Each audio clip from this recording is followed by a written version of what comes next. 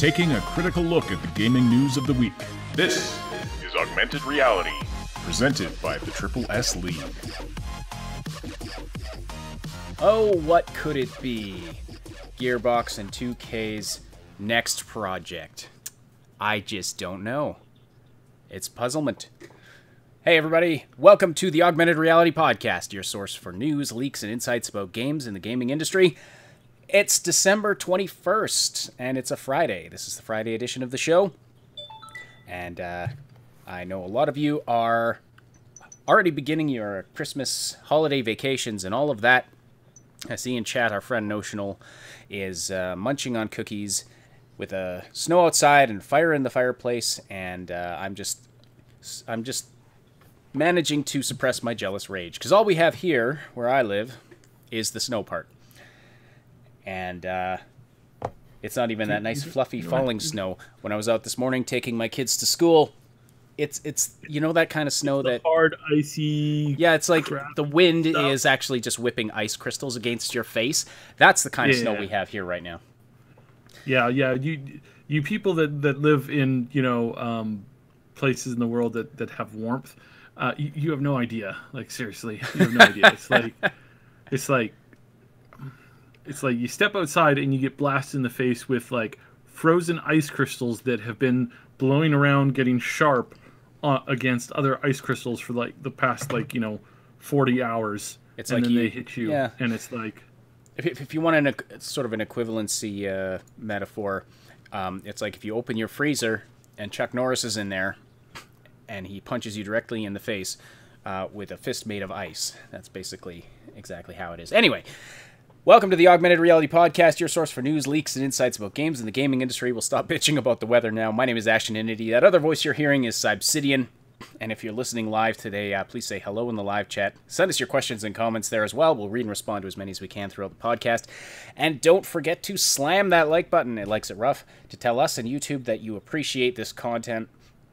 If you're listening after the fact on one of the audio-only platforms, we're glad you're here as well. We appreciate your likes and follows. It does take us a day or two to get the podcast up on the audio platforms, so if you want to get the latest info sooner, we encourage you to hit the link in the description to subscribe to the Triple S League YouTube channel. And in addition to the podcast, you'll find lots of other fun and informative gaming content there as well.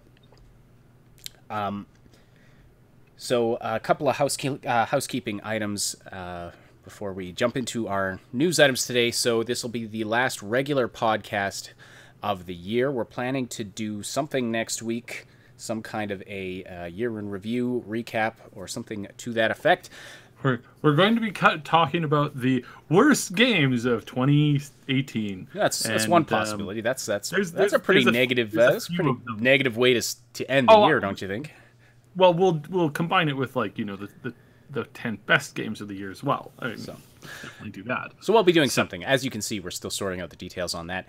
But Tuesday, obviously, Christmas, and then the following Tuesday is New Year's Day. So you don't want to be listening to a couple of nerds talk about nerd stuff. Well, we'll be doing stuff with our families as well. So there you go. It works out for everybody. We won't be having podcasts those days. We'll do a broadcast at some point next week. We will announce on the Discord server when that will be. So definitely click the link in the description below to join our Discord server so you catch all the updates on that. So hello. I may be doing, and we're going to be talking about this game a little bit today, but I may as well be doing a cover of the new game Atlas, which is due out sometime today.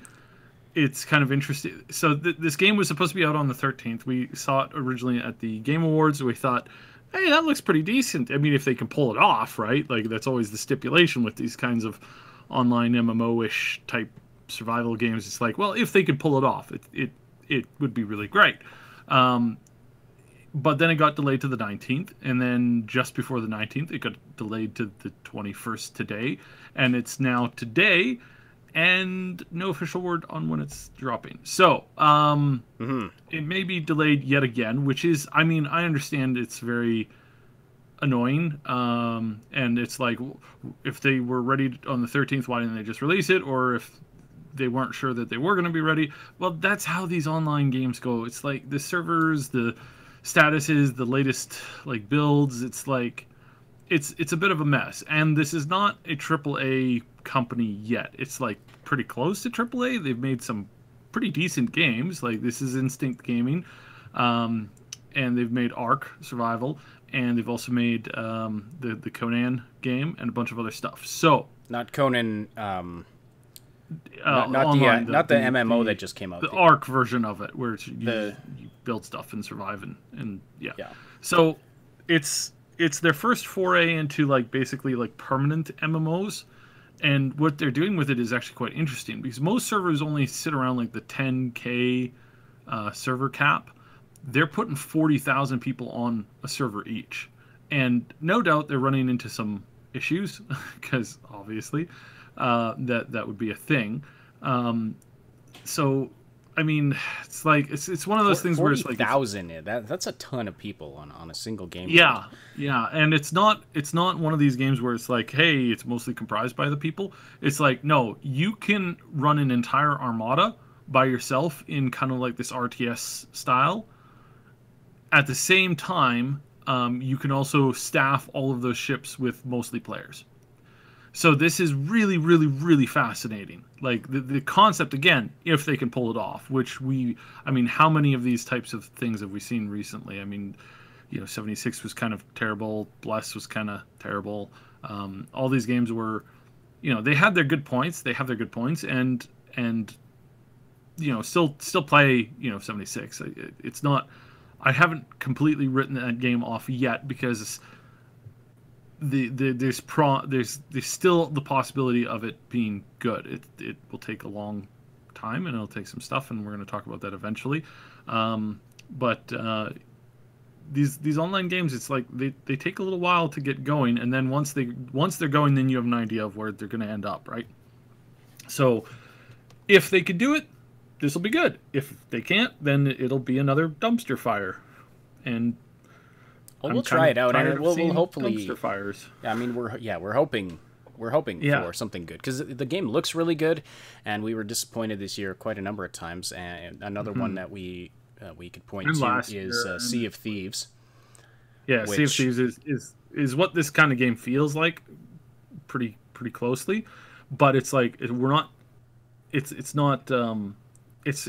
They've obviously they saw Sea of Thieves, and they obviously have done a lot of work. There's a lot of NPCs in this game. There's a lot of like vital NPCs, and I was reading up on one of the things. So there's some NPCs in the game that you have to like go out and find, and they're like on like shipwrecks or they're stranded, and you have to like essentially go rescue them, and it's hard, and they're not always there, and sometimes you have to hunt them down. It's like, that's kind of cool. I like that feature where it's like, kind of like a Pokemon, like, gotta catch them all kind of thing. But instead of, it being really static, it kind of like moving around and fluctuating a little bit. I think that's pretty cool because it's like, you can go online and find a guide for pretty much anything. I like games where you can't find a guide for something. You just have to, keep looking. It makes it a little bit annoying because it's like, well, will I be lost looking forever? Or am I going to get bad luck and just never get something? But in this case, I think that the answer to that is no. You'll always be getting something, and that's the thing with a good game is like, as long as I'm doing something and getting something back for it, that's pretty decent, right? Or at least there's the chance for that. Whereas it's like it gets annoying as if you do it and you always get the same outcome. And it's like that's not always the greatest thing. So I don't know, really interesting. It's definitely like I said, I'm gonna try and play it as soon as I can, and I'm probably gonna stream it as soon as I get it up and running. So I am looking forward to it. I just really want it to do well because we've had. It would be nice to end the year strong. Yeah. Yeah, it would be nice to end the year with a surprise, out of left field, and this is definitely out of left field, which means that I'm not betting on this being a huge win, but I am betting on it that it's something new, and I'm hoping that it'll do well, right? So that's what that would be fantastic. Yeah, it would be nice to have a great game to cover and play and relax with over the Christmas holidays here. Hello to everybody who is talking in the live chat. Notional, Sword Sister, Max Mouse, Overlord 580, Jason Cropper, Dancing on the Ashes, Adam Smith, and Droblet. welcome to you all. I'm glad you could join us on this this cold December day, at least where we are, perhaps where you are as well. And I know that this is an incredibly busy time of year, so we especially appreciate you being here today. So, speaking of games coming out of left field, there was a new Lemmings game dropped today, or yesterday actually, a new mobile Lemmings game, and it's interesting because it's from Sony, but it's dropped on mobile platforms, free to play, and the reviews are very mixed because they're saying it's a great game, pretty true to the original. You know, they've designed levels to be played in the vertical handheld format, that kind of a thing. And but there's also apparently a somewhat predatory energy system akin to Candy Crush, that kind of a thing, or limited, you know. So you have limited energy, which I don't even know how they would fit that into a Lemmings game. I don't get how that works. I know how they would do that. Well, it's obviously just it's to promote microtransactions, which really has resulted in this game. I know how they do that in the lore. Like, it's really obvious. It's like, so the lemmings, in order to replenish your stock of lemmings, you just have to let them, you know, you take a mama lemming and a papa lemming and you put them in a box and then you open it up and you get like 100 lemmings. Okay.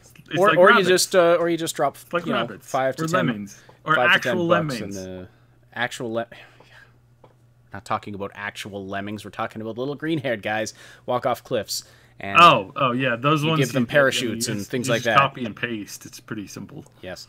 So anyway, I wanted to talk about this because they've taken a very classic IP. I mean, Lemmings is a fantastic old puzzle game. It's an old one. It's not super popular. Like, there's a lot of people today that have never even heard of the game ever. And again, I don't know why, because it's not like those. There's a lot of games where it's like version 1 sold, 10,000 units in the early days of the internet, where you had to like mail a $10 check or a $10 bill in an envelope to a guy who made the game and distributed his games to computer game stores for free and just had his demo on hundreds of discs. Okay, so that was a thing that how I used to get my early video games, is we would have to mail away to the creator of the games and he would send us his full game in the mail. And then when we got stuck, we'd have to like call a local computer shop to see if anybody else had, left a note somewhere there telling you how to beat a certain level.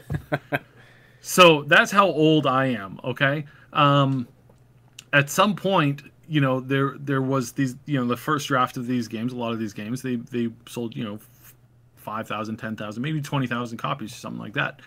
And then, they formed a studio and they actually went to work and they made a second game. And they put out the second game, which was way better, and it was a lot easier to get it now. And sometimes it even showed up in the game store in a box, and you could walk into the game store and you look at the box and you look at pictures, and you'd be like, wow, that's so cool. And then you buy that one. And then that one would sell like 10,000 or being 100,000 copies or more. And then they'd work on it, and by now they're an actual studio. They actually have a building, and they actually have like, staff, and they make the next game, and it sells like 500,000 copies. And then at some point between there and the point somewhere in the future, they're like, yeah, well, we never need to make another one of those games ever again because it's just not going to sell anymore. It's like, there are so many games that did this.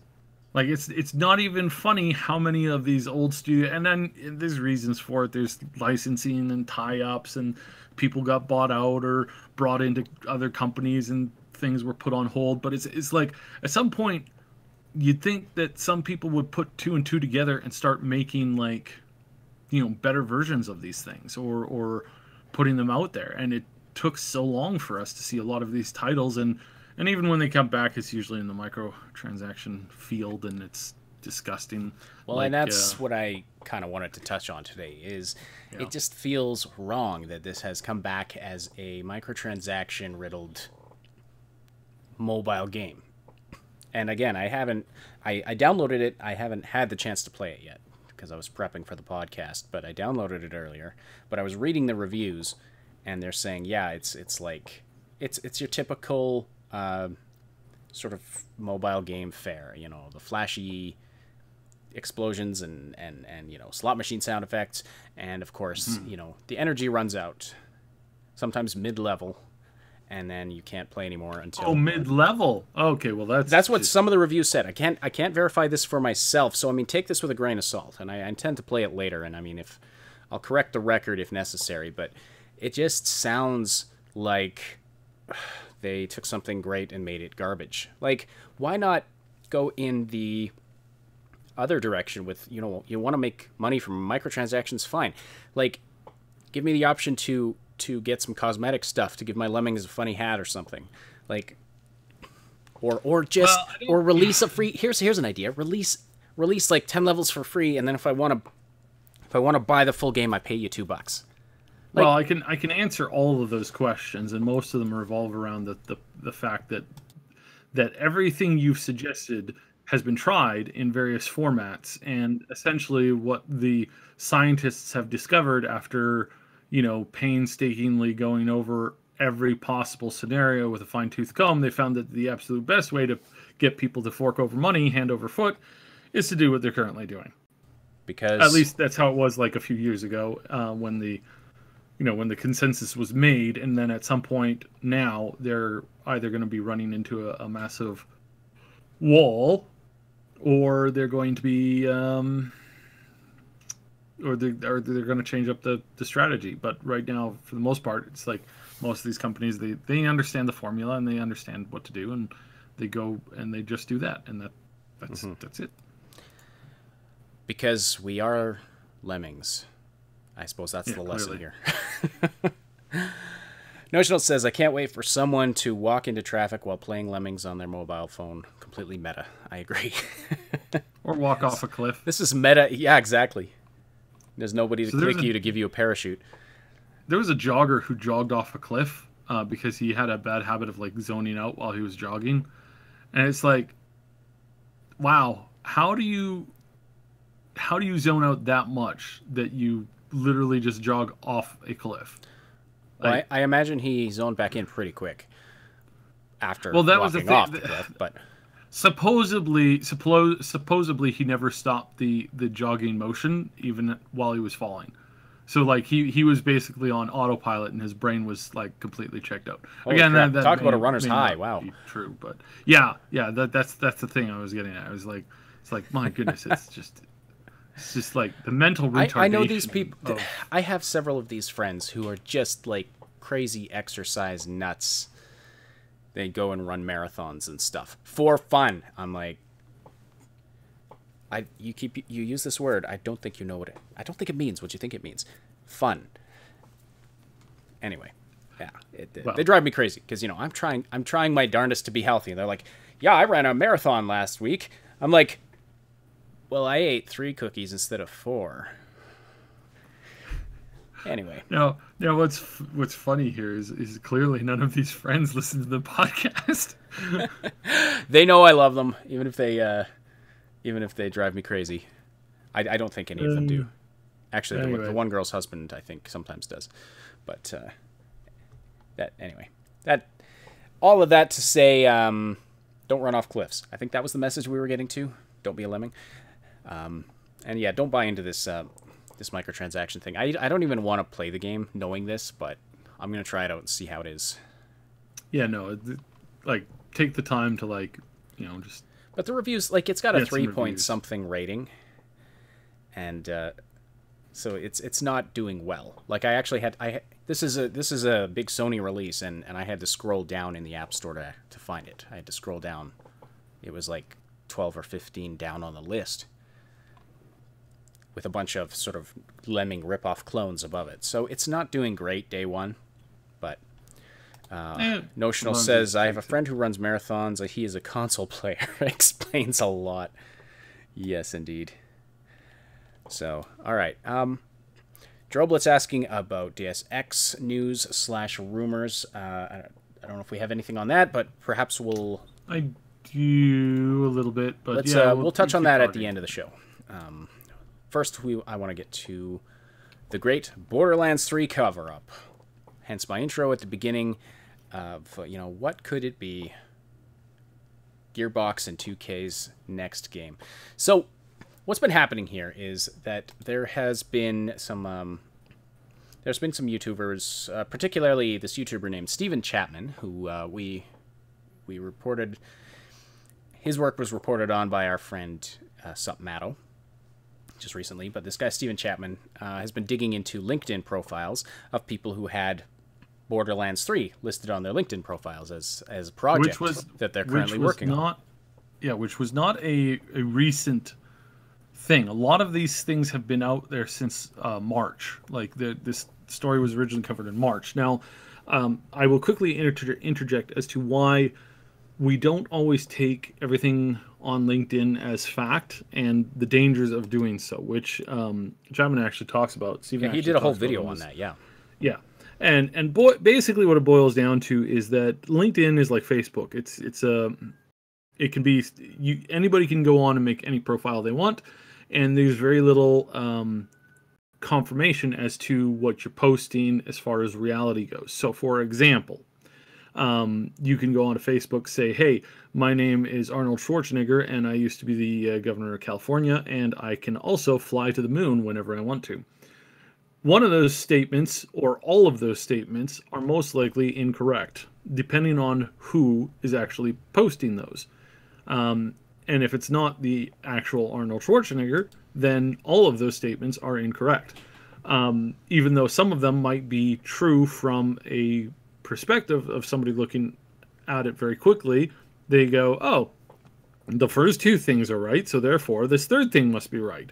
And so on LinkedIn, you kind of have this scenario as well. There's a lot of fake accounts on LinkedIn that are there to either get information or to kind of pose as somebody else.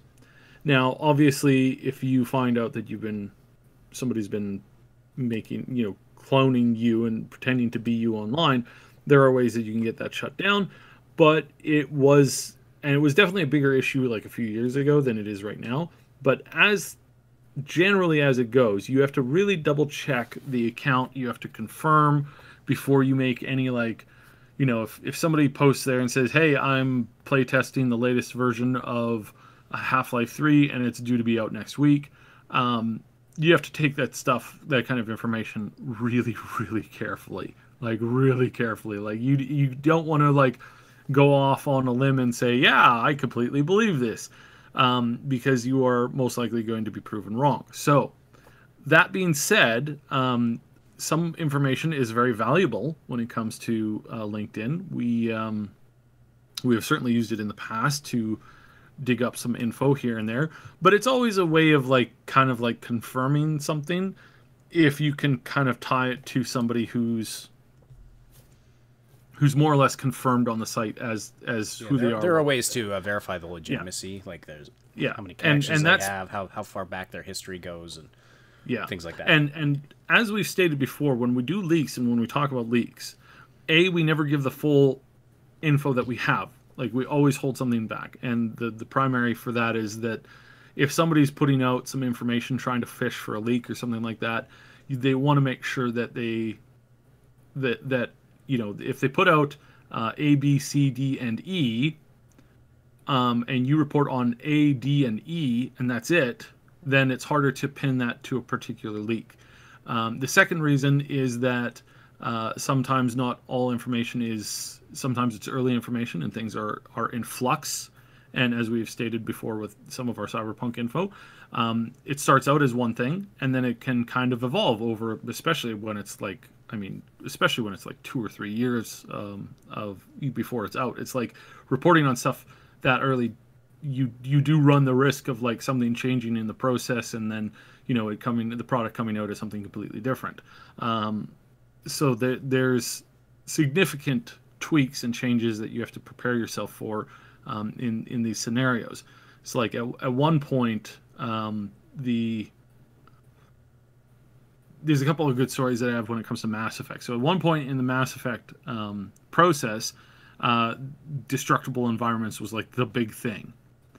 And then that got completely scaled back to the point where it was not even a thing in the first game, and it was almost never a thing completely. In fact, it very much is not in anywhere else in the game at all. Even though for the first game, in the early alpha, they had based a ton of stuff around destructible environments and using the Mass Effect abilities to just destroy large objects, and then to use large objects to hammer other people with those objects. It's like, yeah, that never made it into the full game. In fact, it never even made it to beta. It got axed in alpha.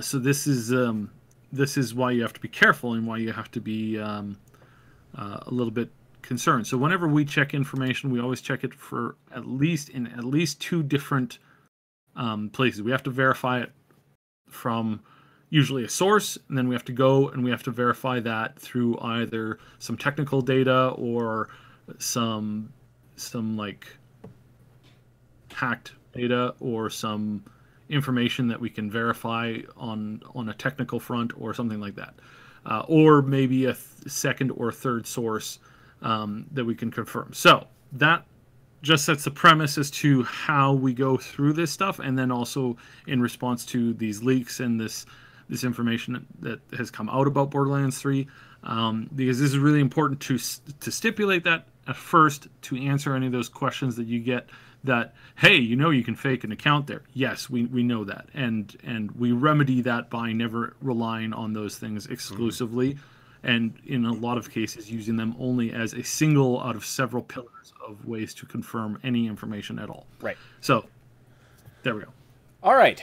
But then something very interesting happened. So there were these set of LinkedIn profiles online of sort of legitimate people in the industry who had referenced Borderlands 3 as a project they're working on. One guy from Gearbox, some other people from some other companies. Anyway, all of these references to Borderlands 3 all of a sudden just disappeared. Replaced with like unannounced project or that kind of a thing. And of course, the internet never forgets. And so this was Stephen also Chapman, confirmed for the localization in Japanese. One of the companies, the company that handles that, accidentally put it out as a reference on their work history. Right. It's like, hey, we've translated this game, and Borderlands 3. And just to make it clear, and again, process of elimination, I understand this is a thing, but if any particular dev is listening, no, it was not the Japanese team that I got my information from the original time from either of the initial sources. So I don't want them to be in more hot water than they already are, and I will make that absolutely clear, because I've mentioned a few times that I have ties to quite a few Japanese developers. No, that was not it. Okay. But it was funny that it came out, and I mean, yes, I understand that the dev probably doesn't have any reason to trust me on what I say, but still, I'm being honest here, and honesty is actually important to me. So it was interesting to see that this leak thing came out. They said, "Oh yeah, Borderlands 3," and then they scaled back to unannounced project. Yeah, so it goes beyond LinkedIn. But LinkedIn was the most obvious place where you could see this. And so Stephen Chapman, the YouTuber we mentioned earlier, went and reported on how he had don't screenshots. say any of the names.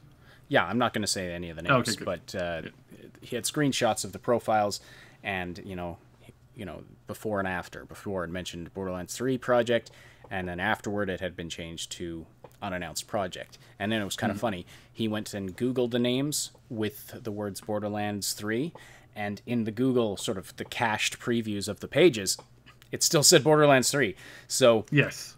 Yeah, because Google takes a couple of days for the So it was very recently, and all at once, all of these references to Borderlands 3 just vanished and were replaced with ambiguous, unannounced projects. So what's going on there? Now he covers a bunch of stuff. He's got some other videos on how he dredges information from websites, because there's a lot of times where somebody's prepping a website for a particular game on on a tie-in site to their main site or something like that. Very, very common stuff. And sometimes what they do is they have the site basically like unlisted, but it's there, and it's there for like weeks ahead of the announcement because they're getting it ready, they're stress testing it, they're preparing it for suddenly to have an influx of like 1 million people looking at it. And so what happens, and he does this, and this is another great way that you can get information, is you just know what to look for and where. And sometimes you don't get access to the actual page because sometimes it requires a password or access, but sometimes you can see whole directories. And the directory for, a project that is rumored to be there, and then to suddenly see it go up, just before a supposed announcement goes out, it's really obvious. And very few companies actively work in counter, I don't know what a good word for this is, but I think probably basically like counterintelligence essentially is really what it boils down to, because what you're doing in those cases is you're trying to give people who are looking for information, you're giving them the wrong information for them to report back to their people, and then it causes confusion and whatnot. But that actually tends to backfire on companies more than not. So the best way and the most common way that they handle this stuff is they essentially just boil it down to, they basically just boil it down to looking at a title or looking at a project or something like that, and everybody knows that they're working on it. They just haven't confirmed it, and then they just wait to confirm it. But everybody knows that they're working on the project. It's the same thing happened with the Star Wars MMO. With the SWTOR game, and then also kind of with this and a bunch of other titles. It's like, look, we know you're working on this project. Yes, we know that you can't give us an official confirmation that you're working on this project because you want to announce it and your PR people are very particular about what you say and how you say it and all this kind of stuff. But for gamers, it's like, we know that they're working on Borderlands 3. Borderlands 3 is about the worst kept secret in the gaming industry right now. At this point right now, yes, it's definitely one of the worst kept secrets, because everybody knows that they're working on the project, and we know that they're working on additional projects to it. We knew that they were working on the VR Borderlands 2 game, and I mean, we called all this stuff out ahead of time, saying, this is the thing. So this just kind of adds to it. A bunch of story info also got kind of put out, but none of that was really new. There wasn't much to it either. It was more setting info rather than it was more about plot. the setting, and that's about it. Now the setting, we've known about that. Now Matt Samato has talked about this at length on some of his videos. And again, we're not a super Borderlands-y channel. We're definitely going to play it, and we definitely appreciate the interest in it, and we're definitely going to go out of our way to make some content for it going forward, which is why we're actually talking about Borderlands more and more frequently, because it turns out you guys are really interested in it, and we're pretty and interested I'm stoked in it. for it. I think it's I love Ash is really stoked for it. I can never play. I really love the Borderlands games. I'm a big supporter. I buy every one that comes out. I play hardly anything. Mostly I watch it on YouTube, as far as like figuring out the plot and all that kind of stuff goes, because it's such a vomit comment for me. I can't get through it, but I really appreciate it, and I want the company to keep making more, because I really appreciate the RPG element of combining it with a shooter, and like, that's just so awesome. And I want to send the message to them that I appreciate the content and I want to see more of this content. I get very little playtime out of it. I think Borderlands 2, I got like 6 hours maybe into it before I was just like, I just can't do it anymore. It's like the best thing I could do was drive around. Like when I got in the car, could drive around. It was great. It was fine. Because it switches to third person like, at that point, right? Yeah, it's just. Yes, Sword Sister, it is a motion sickness issue. Yeah. I have it pretty bad. It makes things. It depends on the FOV. Sometimes it's a little bit better than not. Sometimes I can, like, if I really settle in. But the worst thing that happens is after I finish, like if I play the game for a couple of hours, it's like I have vertigo, pretty much like constantly for the next like hour or two that I play a game like that, and it's very bad. It's very bad for me. But again, it's not. I don't expect them to cater to what I as a minority within the industry goes. Like, I understand that there's reasons why and we've talked about this at length with The Outer Worlds. There's reasons why making a game in first person is a lot easier than making a game that has both first person and third person. There is some definite faster ways to deal with it. Whereas when it comes to the porting it over and having two options there, it's a little bit more harder. Time takes more resources, more time, more energy, all that kind of stuff. So that and also you kind of enter, which is a dumb reason, and this is frankly very dumb. And I've always said this at numerous points. It's like the biggest counter argument to third-person shooters is that you can wall check. Like, you can look around the corner of the wall without corner peeking, and this is this is a great sin, quote unquote. I'm doing air quotes right now. This is a great sin as far as a lot of FPS. I want to be insulting, but I don't want to be insulting. Some people consider that to be, So some people consider that to be unorthodox. It's an unacceptable premise, good sir. How dare you think that corner peeking should be allowed? That is obviously a scrub game for scrub people. You are kindly asked to remove yourself from the premises before we throw you out. It's that kind of personality that I just, it's both illogical to me and it's moronic. To put it as nicely as I care to put it. That behavior, again, it's like you can take with that what you will, but essentially it's like if I give you an ability to peek around a wall, I can peek around a wall too. And even then, like, that's not even like there's so few games that like really count on that. And you look at Fortnite and you look at other third-person shooter games where it's like, that's really not as big of an issue as they say it is. It's really not as big of an issue as they think it is. And it can lead to as much strategy as not. So that's more or less where I'm at with it. But, and I want to make this clear, that by no ways do I discount a game or write it off just because. And with the Borderlands series, I have always supported them because, again, it's the concept. It's them blending an RPG and a shooter element, which I really like it when they do that. I've always enjoyed that, and I support a lot of games that do that. Whether or not I'll dump 60 hours into them or not. Sometimes I only, I buy games. There's a number of games that I have on my Steam library where I have an hour in it, and I bought it on principle more so than I bought it for the express purpose of actually playing to get hours out of the game. Because there's a lot of games that I play that I pay $0 for, and it's just because they're either free or I'm given copies of them. So when I can create, or when I can support those people, go out of the way to do it. So I've always supported this. So I'm really excited for this game. I'm really excited for the direction of it. Again, probably I won't get a chance to play it a lot, but Ash certainly will, and we will definitely have some more content for it. So let's just quickly touch on some of the lore. So we know that you're basically going to be hopping worlds. You're going to have a ship that's basically like your home base. We're expecting a significant story tie-in with some very familiar faces, especially, and we've mentioned before, Tiny Tina is going to be in the game. Expect her to be a central, awesome character. I don't know how else to put that. She's going to be great. That'll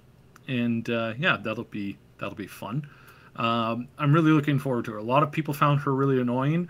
I didn't. I always found her like endearing and hilarious. But in all honesty, it's like, no, her character is going to be pretty cool in the next one. You just wait and see. The classes were pretty much confirmed again. And then we've also got we know that some of the corps are going to definitely be our enemies, and we're definitely going to be fighting a lot of corps. We also know that female bandits will be coming back, And there was some back and forth on this. So people were like, why are they adding female bandits to the game? It's like what happened on Pandora was there was a prison population that was shipped over for workers, and they were from a male only prison. And so that's why disproportionately there's more, there was basically nothing but male bandits in the first two games, because that was part of the lore. Now they're moving off of Pandora onto other planets where there's mercenaries and bandits the scummy kind of people, and there's girls there. Well, again, don't read too much into that. There was a lot of people reading into that, and it's like, no, dude, it's just a lore thing. It's a lore thing that had been prevalent for like years. It's not a statement against or for anything in particular. It's just a natural evolution of the story. So don't read too much into that, because that was there like 6 years ago. And I remember when Anthony Birch was writing Borderlands 2, that this had been tossed around several points in the wiki, and there was a point where there was a conversation with him about some of this stuff, and there was some talk about it, and it's like no, that stuff was always there, and the reason why, well, they wrote it in that way to basically cut down on the number of animations and different skins that they had to make, which helped them in development time. So now that's less of an issue. So now we get to see more availability. So, it makes sense. And so if you hear any of that, that's just bluster. There's nothing solid to that. It's just kind of an unfortunate rumor that's popped up for no apparent reason. Because again, this was all like covered in the first game, and it was always planned for, like, basically in the first game, and that was years ago, before any of this stuff became like an issue, right? So I wouldn't read too much into that. So we know that there's going to, what else is there going to be? So we know that there's going to be the classes are pretty cool. So we've got a mecha class, hunter class, siren, and mecha soldier class. I'm forgetting which is the one I'm forgetting. This, like, the spy stealthy character. He's an older gentleman. So there's 4 new classes, basically kind of similar to other classes that we've had before. We covered this on Tuesday, I believe. Was it last Friday? One of those two things. There's a lot of new content coming. There's, of course, a new weapon system in the game where you can transfer traits. So that's going to be pretty cool. At least we believe that's in it. Don't quote me too much on that. But yeah, there is going to be a system of weapon. Crafting is maybe not the right word. Weapon.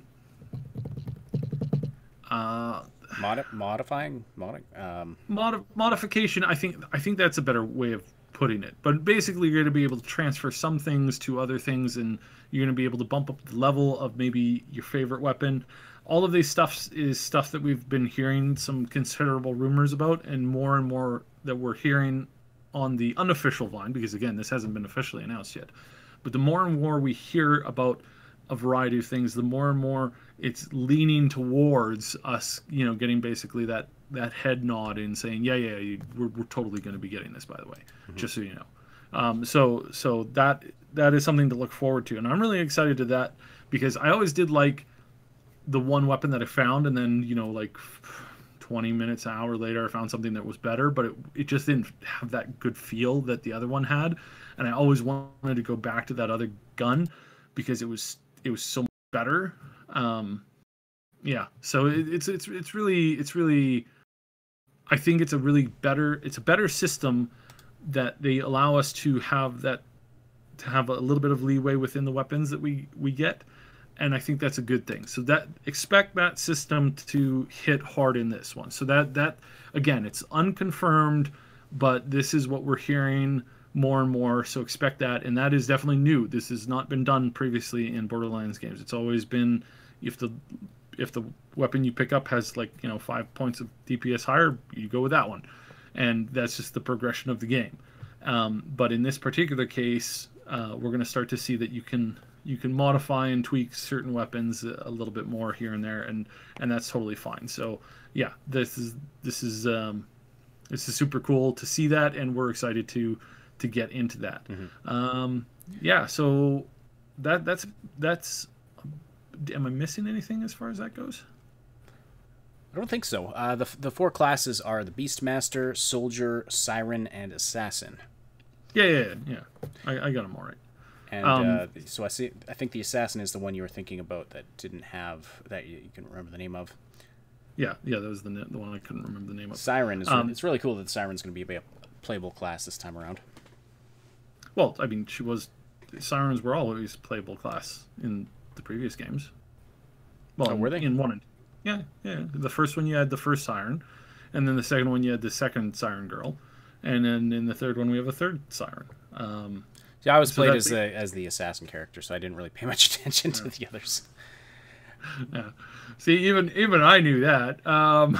Yes, well, I don't lock in every random fact about every single thing I encounter like you do. So yeah, so we've got a bunch of new directions to look forward to this.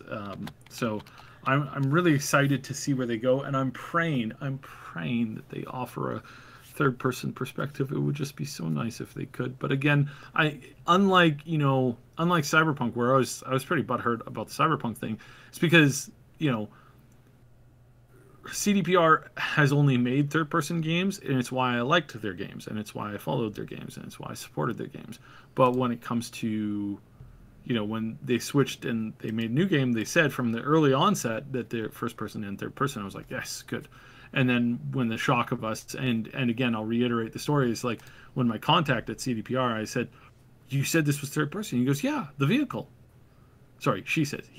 Maybe he or she said. You never know.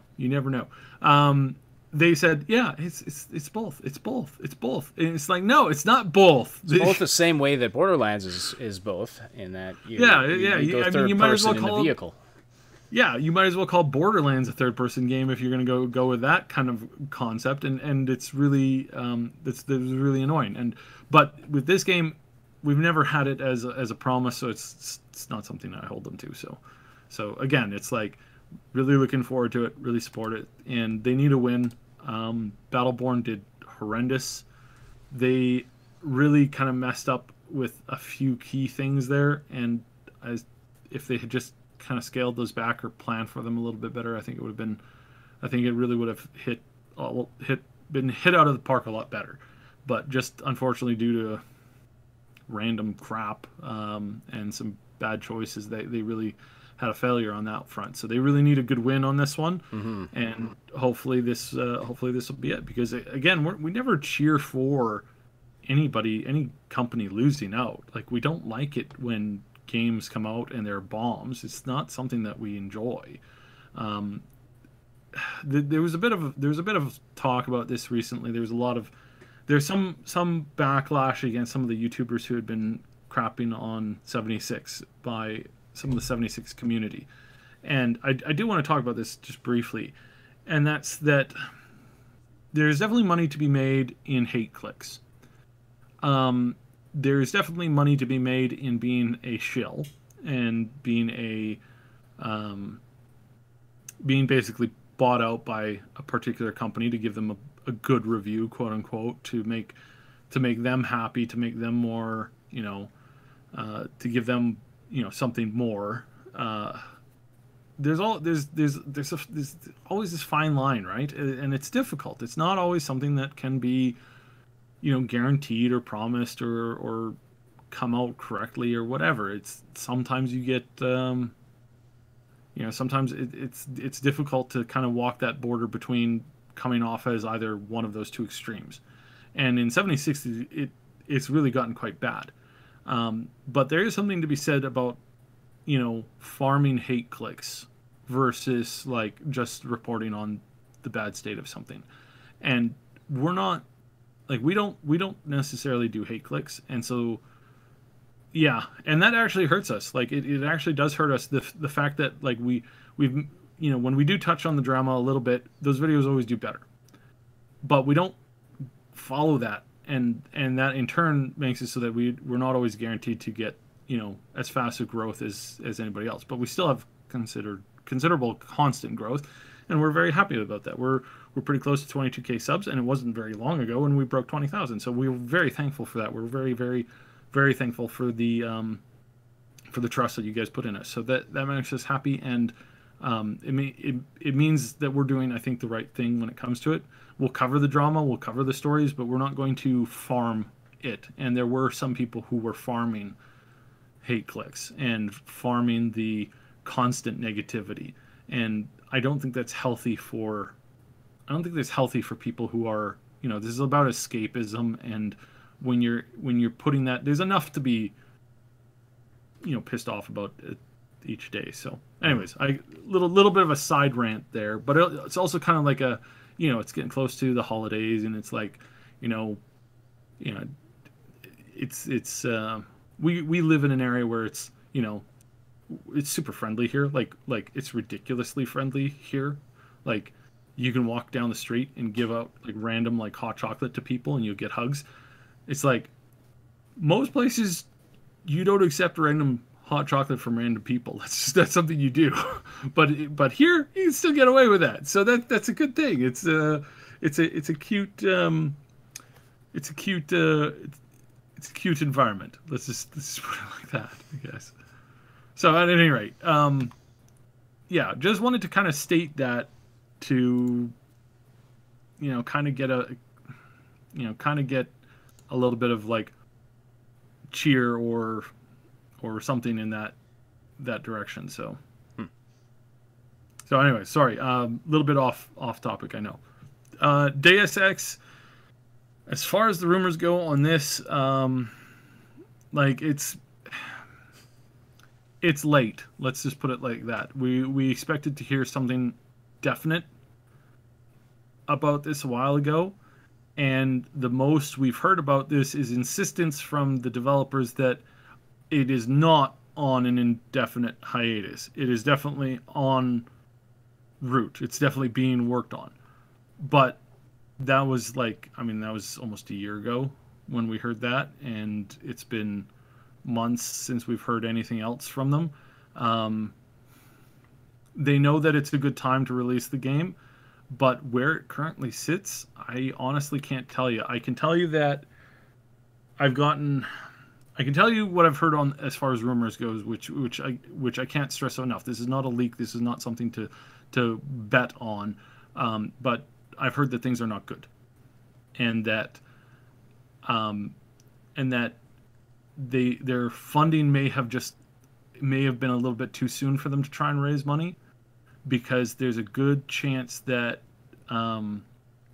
that they raised not enough money to complete the project a little bit too soon before this became a mainstream thing, and that they can't go back and raise money now for a project that is, in all honesty, probably about 2 years behind the current tech level. So okay, that's basically where I've heard it being at.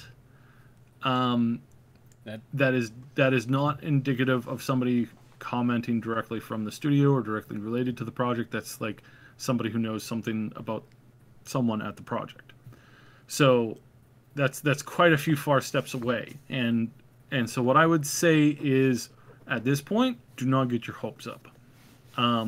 There's a very good chance that we will not see this next entry into the series, despite the fact that, again, there has been lots of people saying, "Oh no, it's coming, it's coming, it's coming, it's coming." But those are, that's the exact same thing we heard from a number of games that were now canceled, right up until basically a week before they were officially canceled.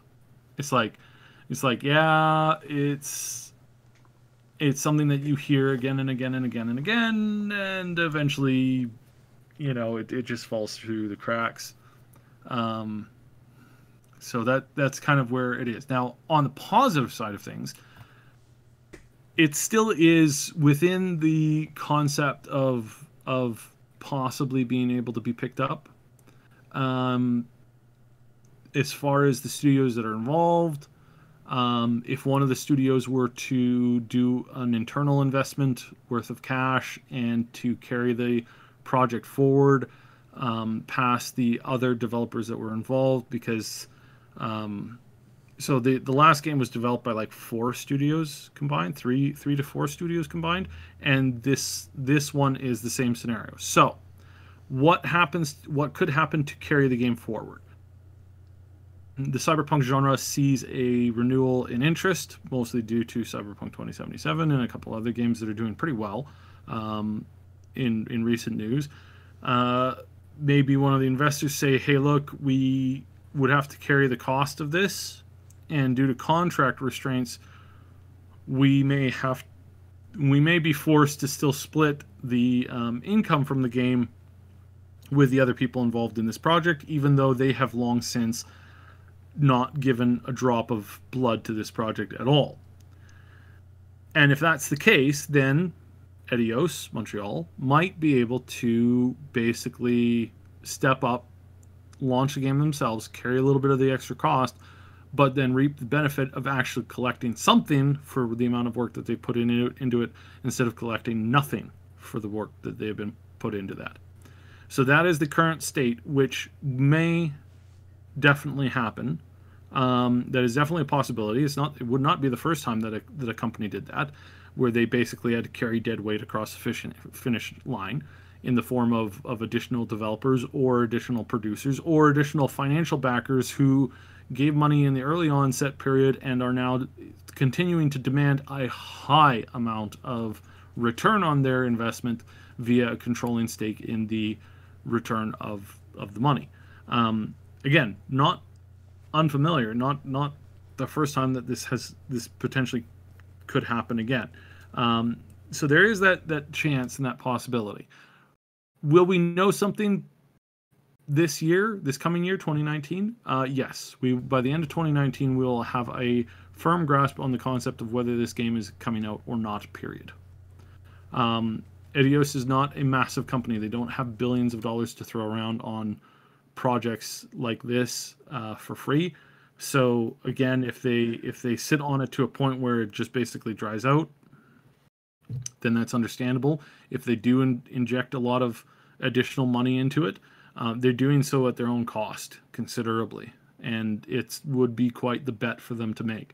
But if the cyberpunk genre does take off as good as it could, then there would definitely be an interest to say, hey, let's step in here and release what is the grandfather of video games in the cyberpunk genre and get this thing out to market here. And the exact same thing is also said for System Shock. That's the other one, where it's like, what we've heard is they've essentially hit a wall and they're not able to really get this to a finished status because they dreamt too big and they went too wide, and now they're, instead of having a river of water, they're standing in an ankle pool, and that's not exactly something you can dive into. All right. So anyway, it sounds a little bleak, but they might pull it out. They might pull it off. Yeah. If they do, then whoever is developing it, whether it's Feral, whether it's Nyx, whether it's Eidos, in any of those categories, whichever one happens to be, with their finger on the trigger, essentially, basically they'll deserve all of the credit, like a significant amount of credit, because that is still, that's still something that's quite, it's quite big there. Unfortunately, I think, Square Enix has had their fingers in this now too, and they're also having significant money problems as well. So that's the other, that's the other problem with this, is that, it's just there's just too much. There's a lot of volatility in the market right now, and some companies are abandoning certain projects because they don't think they'll get what they want. And in retrospect, you'll be able to sit back and say, well, that was a terrible idea for them to abandon that project when they could have. It's like the EverQuest series. It's like the EverQuest series could have been like the new, like, breath of fresh air into the MMO world, and what it ended up becoming was a pawn in a financial asset flip that resulted in another asset flip, which resulted in it being shelved permanently, pretty much. And we've talked about it before, where it's like EverQuest used to be the first great, the first really big thing on the MMO market. The first thing that took a million people and made it something more than what they were before that, which was these very small niche community games. And it went from one of the most anticipated titles of this next generation to basically an asset flip of an asset flip, and sold to, I kid you not, a Russian marketing firm that mostly houses oil and gas and coal. I think they're mostly oil, gas, coal, and steel ore, I think, is the company that owns the IP for that. Also DC Origins, or whatever it's called, the DC Universe MMO. They also own the thing for that, and it's like, whew, my goodness gracious me. Yeah, that seems like a good market fit. Yeah, well, it was an asset flip. It's like they're trying to like broaden their stake of control, and so they do this like really bizarre stuff. Is Atlas going to release? Rave asks. Well, presumably. It was supposed to release today. And as of starting the podcast, it wasn't yet available. Just looking up at the latest Twitter here. I don't think we have any...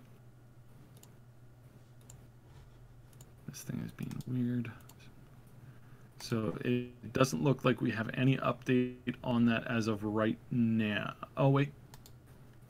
Pathfinders, we expect early streaming of Atlas to start this evening at approximately 9 o'clock. Following that, the game will be ready for full access for early launch tomorrow by noon PST. It's delayed again. We'll keep you updated on this.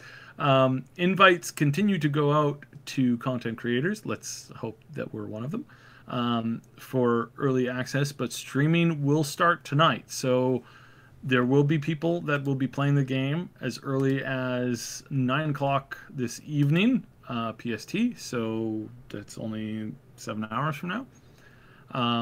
Again, we're trying to get into it, but if not tonight, then probably tomorrow for sure. And then as far as the rest of the week goes, I will try and get in and do a little bit of something in it, and we will definitely have some videos up for it.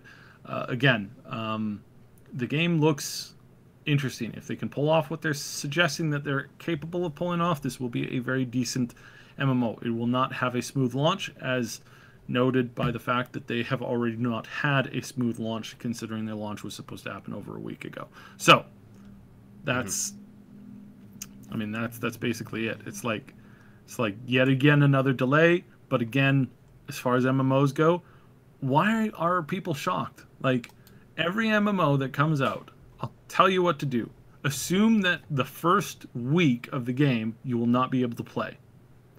Assume that the first week of the launch, whether that's early access or not, early access included, assume that you might be able to get on, make your character, and get maybe like an hour or two into the game. Assume that that is your baseline, with the stipulation that there's a good chance you might not get on at all. Like, start there, and you will suddenly discover that MMOs are a far lot more tolerable as far as your expectation goes. Because the expectation should be that, oh, new MMO launching? Oh, okay, well, I assume that I'm not going to be able to play it in the first week that it goes live. So, yeah. Which sucks, because the part of the joy, or part of the fun of the MMO, is that initial race to the cap, and the race to find the newest things that nobody else has discovered first, and to be the first to see all the cool things and touch all the cool stuff, and to kill all the cool things to kill, and collect all the cool things to collect. I understand that, I get that, but unless it's an expansion, the chances of that going off without a hitch is like, yeah, don't expect that, because it's never happened. It's never, ever, ever, ever happened. And every time an MMO goes live, even this year, I got a comment hey, 76 sucks. It's like, yeah, it's an MMO. What do you expect? It's like the launch is going to be crap. Yeah, well, I mean, Bless never had any of these problems, and it's like, I'm sorry. 5 minutes later, after getting her up off the floor laughing, to the point of passing out. Yeah, I'm sorry. Did you say that Bless went off without a hitch? Because no, just no, no. And that's not an excuse. I'm not making an excuse for the MMO industry. It's garbage, but at the same time, the whole system of trying to launch an MMO is just garbage. So don't expect anything at all. Yeah. The streamers, well, I understand some people are upset. Streamers get to access it first. I get that. I do. It's not only streamers though. It is normal people, and it is like people who manage to get some early access codes and stuff like that too. And yeah, I understand that sucks, but that's also the way that current game releases and medias are, unfortunately. No, I don't agree with it, and I don't even like the concept of logging into an MMO on a launch day and seeing 20 other streamers online and that's it. Like I don't like that concept. I think that's that's not a fun concept for a launch. But in this particular case, this is not a AAA company. This is not a super veteran company. This is their first MMO in this regard. This is a small company who's no doubt going to have a crash of new people who a lot of people are going to leave immediately after, because that's what happens in every MMO. Every MMO, you have a rush of people online, and then a lot of people get pissed off, and then a lot of them never log on again. But during that process of having that person who's basically a crybaby on your server, making noise, using up resources, and often using up way more resources than they should.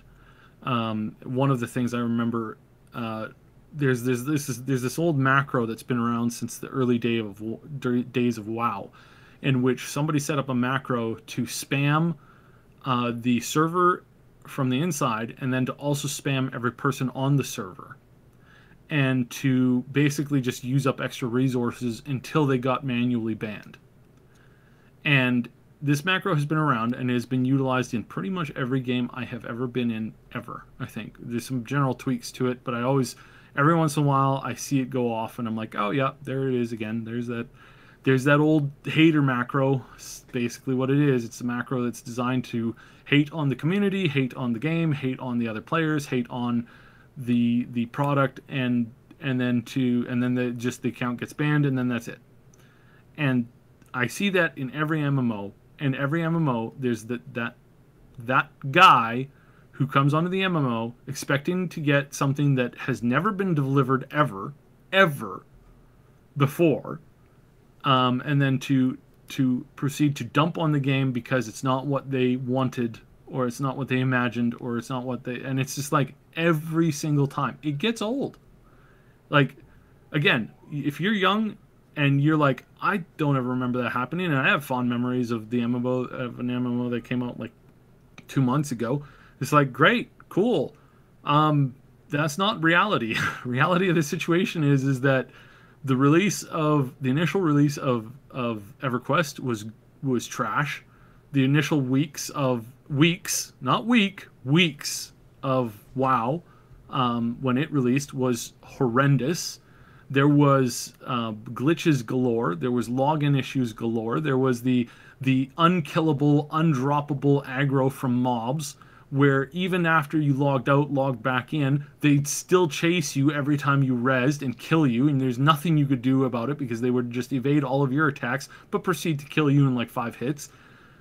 And again, you talk to people today who were around that time, and a lot of people go, oh yeah, it was so great, it was so smooth, I don't remember any of those problems. It's like, you clearly don't have a memory that functions then. Well, I mean, at least not as good as other people's. And that's the thing. So again, with Atlas, like, don't expect a lot out of it. Like, maybe even wait until the first week of January to pick it up. And again, if they're able to pull off what they're saying, this will be a really cool game. If they can't, yeah, and hopefully it goes as smoothly as can be expected. So anyways, I'm looking forward to it. I really am. I really am looking forward to giving this a try. It does not mean that I've moved on from 76 or anything. I just need something else to get into for a little bit. So yeah, fair enough. Yes, it does look like a good concept, and yeah, I'm looking forward to trying out as well as soon as it is available to actually try. But like I said, there's going to, or like Saib said, we're going to be, probably Saib is going to be streaming that in the coming days here as soon as it's available. And as far as our schedule over the next couple of weeks, there's not going to be a podcast on Tuesday because it's Christmas Day. There's not going to be a podcast on the following Tuesday because that's New Year's Day. And so somewhere between those two, though, we're going to do an end-of-the-year podcast. We will announce on the Discord server when that will be, so make sure you click the link in the description to get the announcement on that, and also to join in the discussion. Keep the conversation going after this live broadcast. We welcome you all to join our community. It's a great place where you can chat with us and other Triple S fans about all the things we love to talk about and stay up to date about everything we're doing here at the Triple S League. You can also request content there, request stories for us to cover. If there are games you want to hear about, if you want us to investigate, look into things, you can do all that there. It's really great. Thank you, everybody, for supporting this show, for the great conversation in the chat. Sorry, were you saying something, sir? Yes. Are you guys interested in some of my Christmas stories? Specifically, the time during World War II that I happened to be shot down with Santa Claus. Is that something that I should do a special stream for, or do a special video for? If you I am guys are very confused right now. If you are interested in hearing some of my old Christmas stories, I would be glad to tell them. I'll give you a couple of hints. So there's one with me and Santa, World War II, and then there's another one that had to do with a mail delivery and Santa Claus in... that was actually, that was 1945. So if you're interested in that, please let me know. Hit me up on the Discord, and we might do a special Christmas episode for that. So, all right, that is a thing. All right, thank you to our Patreon supporters, Old Man Manson, and our 2 anonymous supporters. By the way, before you any of you go anywhere, make sure you slam that like button. If you haven't already, don't.